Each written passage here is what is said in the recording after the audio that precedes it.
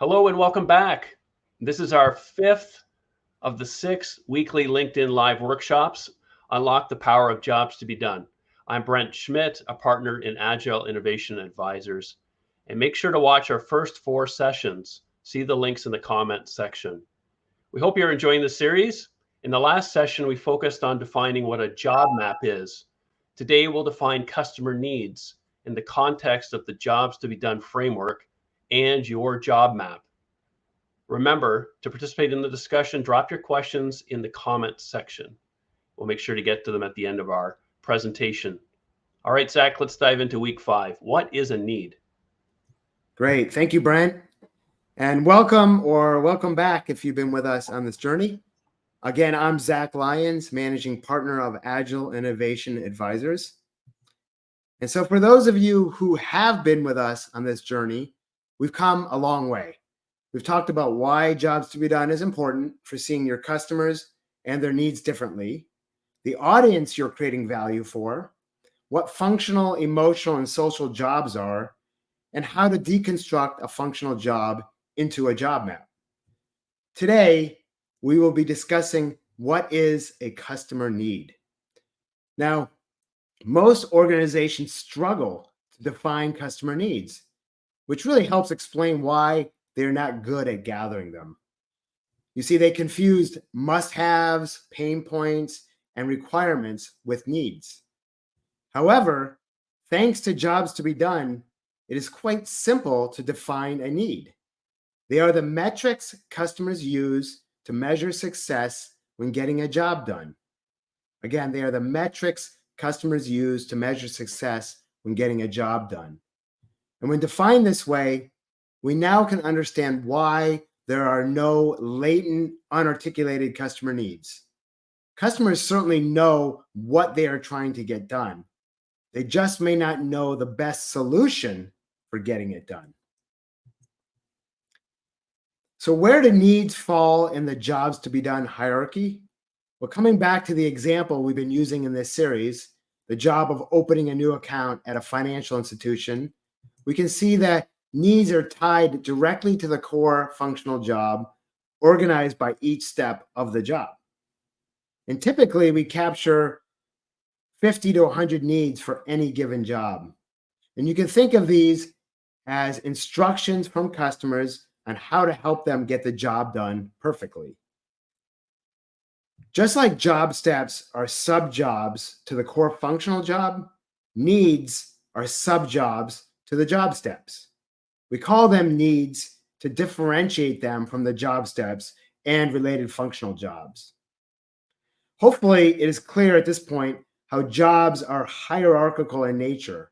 And like we discussed last week, as we go down the hierarchy from core functional job to job step to need, we are asking the question, what must be done to get the higher level job done perfectly?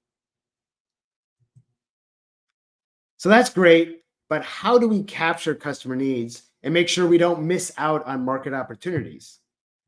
Well, we know that customers are trying to get the steps of a job done quickly, predictably, and efficiently to successfully complete the job. We developed this structure to guide our customer interviews and to ensure we uncover all the needs associated with a job. So, in our customer interviews, we ask questions and probe to find out for each job step what they must get done quickly, predictably, and efficiently. Our customers, of course, will talk about a wide range of things like solutions, anecdotes, and frustrations. However, our job is to dig deeper and capture what they are trying to get done in these terms.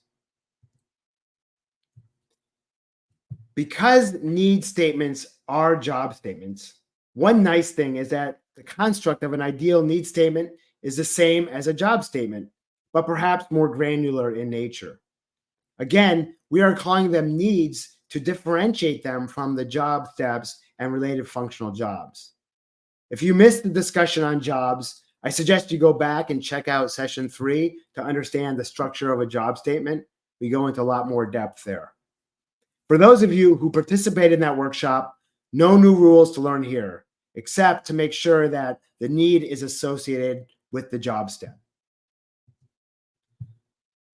So let's go back to the Kawasaki Yamaha example from our first session so we can again compare traditional customer needs to jobs to be done customer needs. When riding on a personal watercraft, consumers want to make it easier to use versus avoid having to learn how to balance myself when riding on a personal watercraft, increase the power and speed versus ensure a personal watercraft can carry more than one person, and make it more comfortable versus avoiding bruising, injuring my legs when riding on a personal watercraft. Hopefully, in looking at this list, and by now, you're beginning to understand how the structure of jobs to be done helps us to define customer needs more precisely. So why is being precise important? Well, really for two big reasons.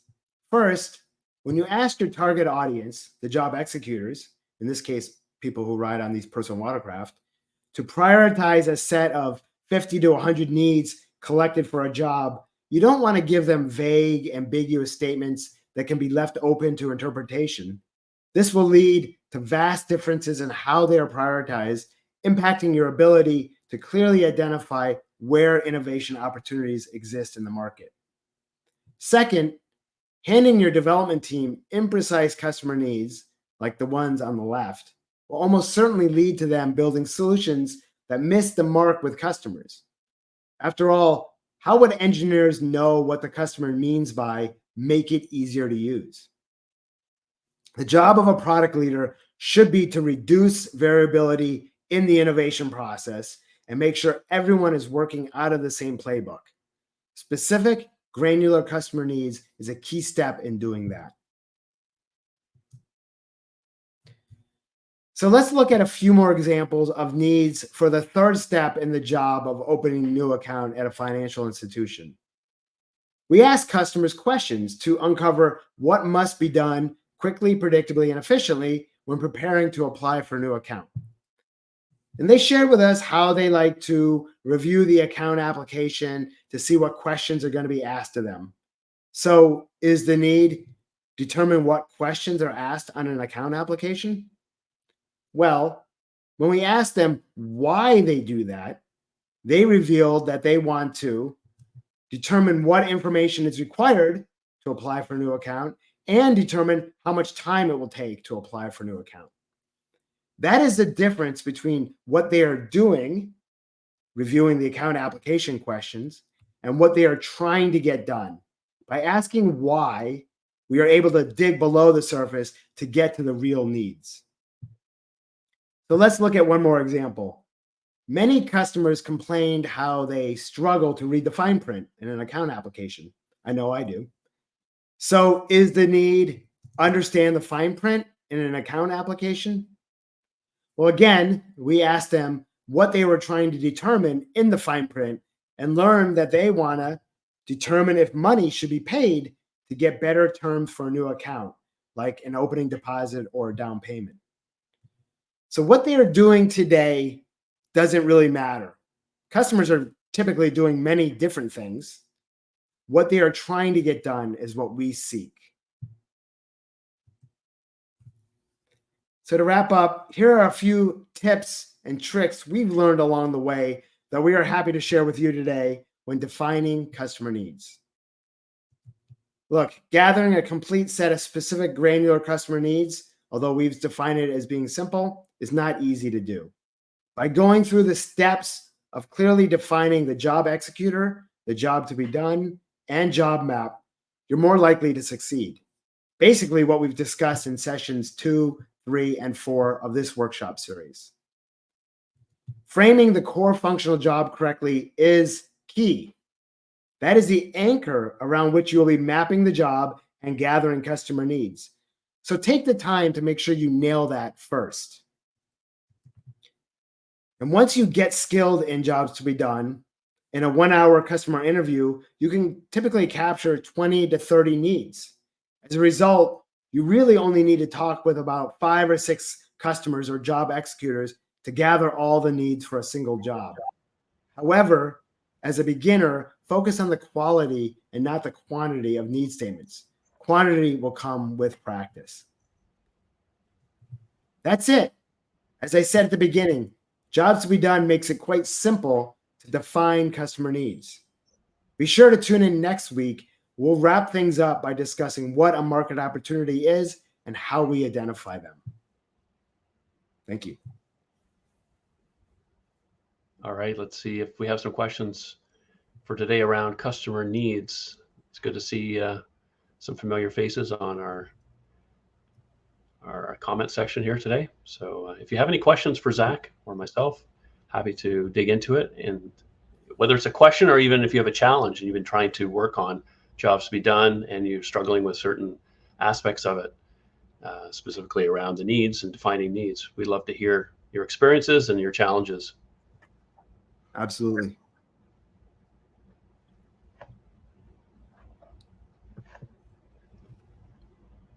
While they're thinking about their questions, I have a question for you, Zach.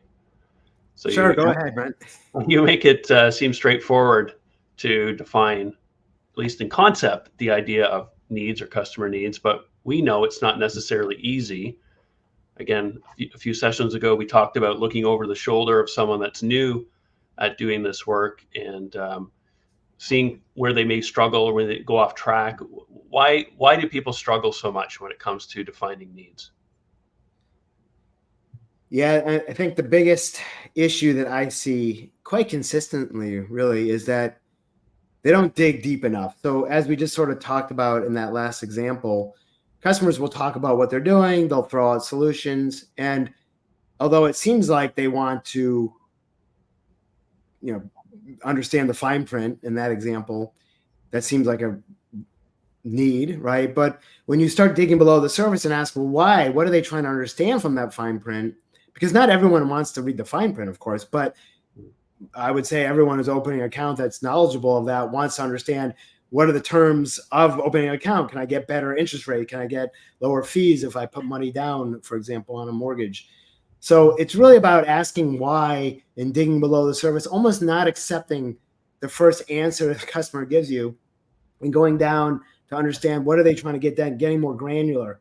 Now, the hard thing is, where do you stop, right? Because you can keep asking, well, why do you want to do that? And what you'll notice, though, as you dig deeper and deeper, and I guess this gets a little esoteric, but as you go lower and lower granular, why do you want to do this? You eventually get to almost like you jump back up to like high level meaning of life. Like, why do you want better terms, right, for your account? Well, I want to lower my fees. Why do you want to lower your fees or costs? Because I want to save money. Well, why do you want to save money? Because I want to have enough money to live life or something, right? So at some point you get too low a level. That's not really helpful or useful. So it's really balancing what are you trying to achieve, what insights are you trying to gather from customers to improve your product, and what is the actual thing that customers are trying to do versus what they're doing. Right. Awesome. It's an art. There is some art here. Definitely art and science involved. Yeah. So we have a couple questions here. Let's look at the first one here. It's a research method relying on self-reporting data from customers. We talked a little bit about the process and how we go about this. Yeah, this gets a little bit to the process. So typically there's two phases to the research, at least. In the first phase, which was what we were alluding to here, where we're doing interviews. So typically we'll do one-on-one interviews with customers. Those could be the job executor, as we talk about in Jobs to be Done. And we're asking them questions around the job and gathering needs. So it is the customer talking about what they're doing, right? Whether, like in this example, opening a new account, we would talk to people who did that recently, so it's fresh in their mind, and have a discussion about what they were doing, and then probing and digging to understand what they're trying to accomplish, what they're trying to understand. Self-reporting, meaning they're actually giving you insight, but what we're doing is digging to understand why. What do they do? Why are they doing what they're doing? What are they trying to accomplish, satisfy, get done quickly, predictably, and efficiently as they go through a sequence of steps? The second phase, where we're doing more prioritization, would be a survey. And I guess there is a self-reporting. We're asking folks, and we'll talk more about this next week, but to give us insight around which needs are the most important from their perspective and where they're struggling the most and which ones are the least satisfied. I hope that answers the question. Sounded good to me. If there's follow-up questions there, please let us know. I'll jump to Nicholas. We'll come back to John's question. John's is a little broader in context. So Nicholas is more focused on the needs. So we'll dig into that one first here. Talking about the format. Is there a format in which need statements should be presented when showcasing them to stakeholders? So this is why I suggested we go back to session 2. If you haven't seen that, what is a job? We talk a lot about the structure of a job statement, and we are very precise in defining the structure, that they start with a verb, they're action oriented, there's some object of the action, right? In other words, what the verb's doing, and then maybe context. So we are very much about that format, because we don't want to introduce variability into the process, like I just talked about a moment ago, by either making the statements nebulous, but also by changing wording and how we construct them. So yes, the format and the rules around the structure matter. You have freedom to use different verbs and such, but we don't want to introduce variability by referring to the same thing with different language. I'd go, and there's another perspective on this too, which is, so there's a need statement, and then there's, as we talked about earlier in the presentation, you generally end up with a list of 50 to 100 needs organized by steps, and often we put steps into phases. Again, we try to create some clarity around how the job is structured. Maybe talk a little bit about that, because you could again end up with a list of 50 to 100 need statements. So do you present them as a long list, or is there a way?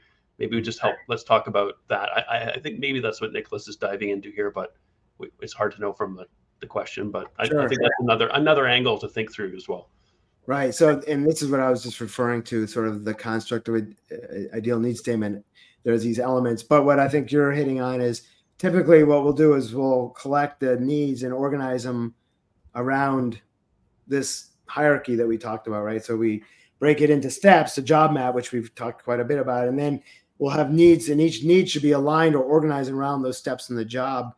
The need is about helping you or enabling you to do that higher level job, or this job step. Again, this is a hierarchy. They're really all jobs, if you want to call them that, but we differentiate.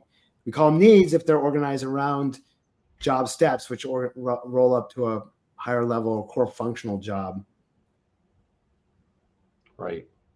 And again, I think the phasing is important to know. Often the list of needs is not that exciting.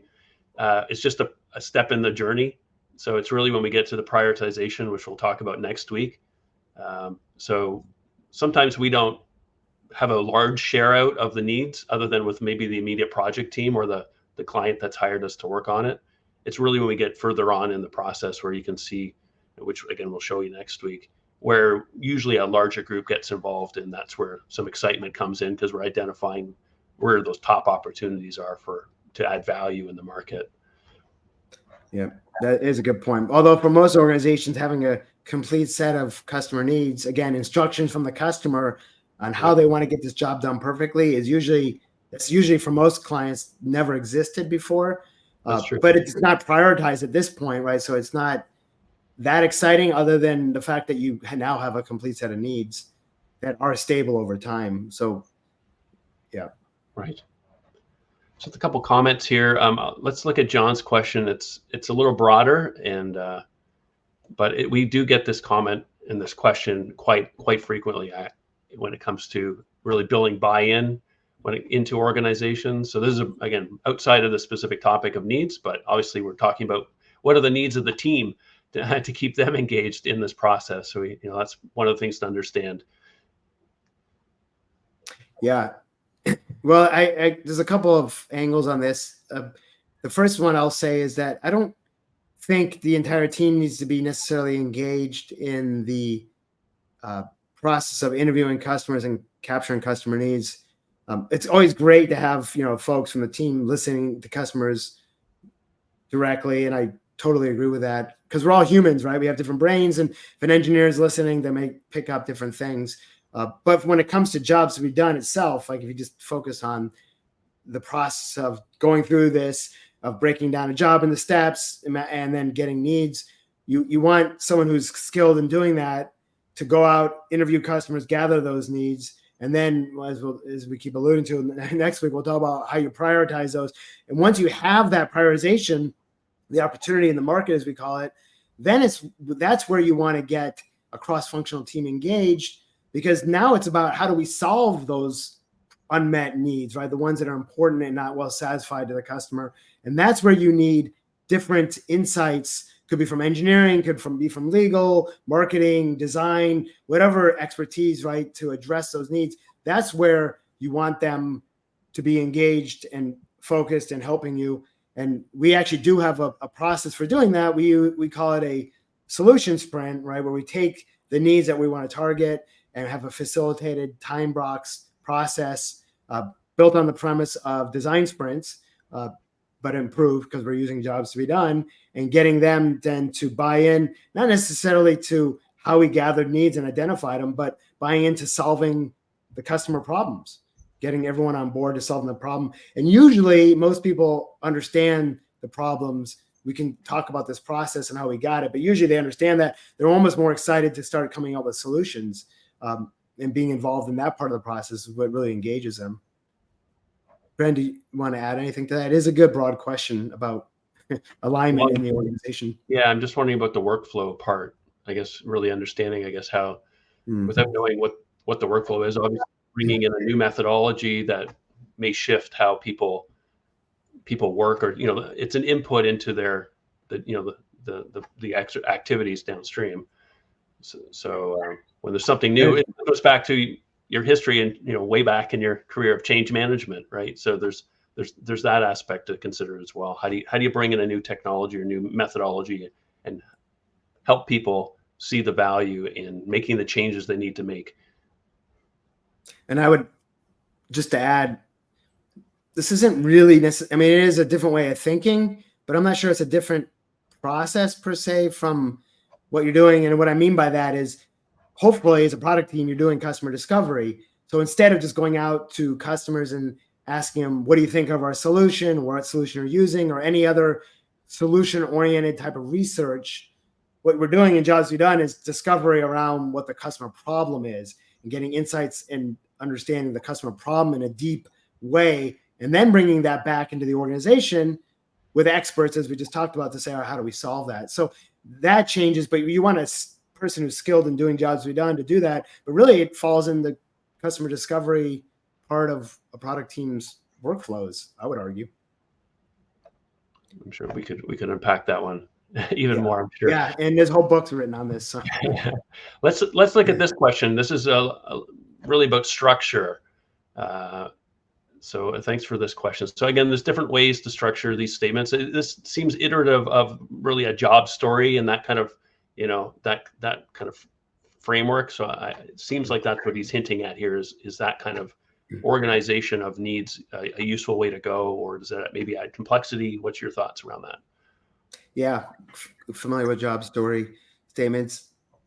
I think the goal of the job story is that you can take the need statement and have it stand alone, right? Where you can hand it off to, let's say, your development team, and they can read it from end to end and understand it. So in that respect, I like that, right? You want to make it clear to anyone who's going to use the statement, let's say, to develop a solution, to understand the context. Because really what this does is it gives context. So I am ...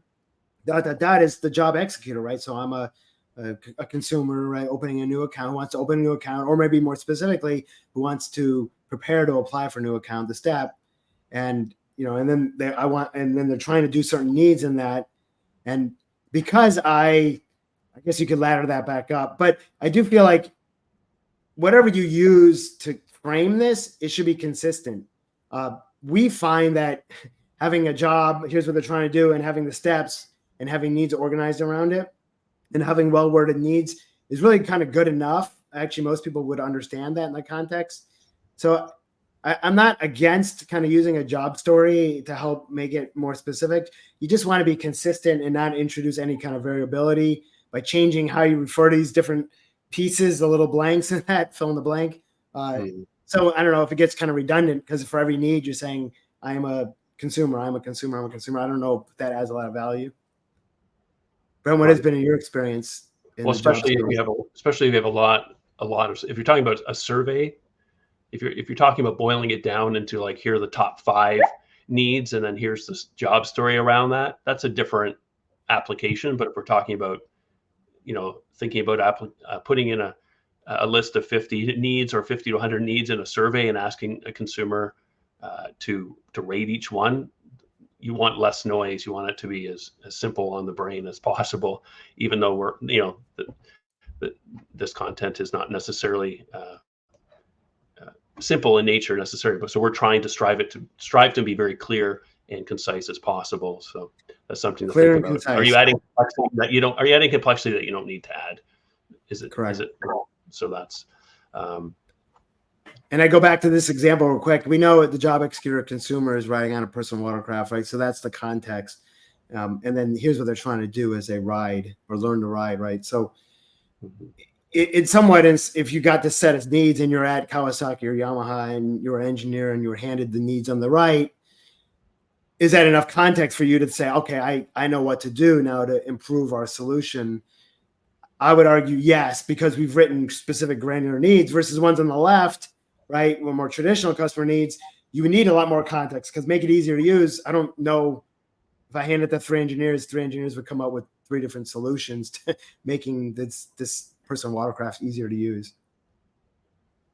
So in some ways, the job story is kind of almost like an offshoot of imprecise and vague customer needs is a way to make them more specific. I would argue just get better customer needs. It's a good way to end. Thanks, Zach. Thanks, everyone, for your participation. We really appreciate the questions. This was a rich conversation today, and it makes it more interesting for us as well, and hopefully anyone that's watching after the fact, if you're watching the video. We appreciate your participation. And again, feel free to post your questions or insights after the session is over. We'll definitely respond to those. And book next Wednesday. It's the final one in our series. And again, follow our hashtag JTBD Foundation Workshop to stay in the know. We'll post the announcement for the next session later today. And again, thank you for participating in our LinkedIn Live event. We look forward to our next session together.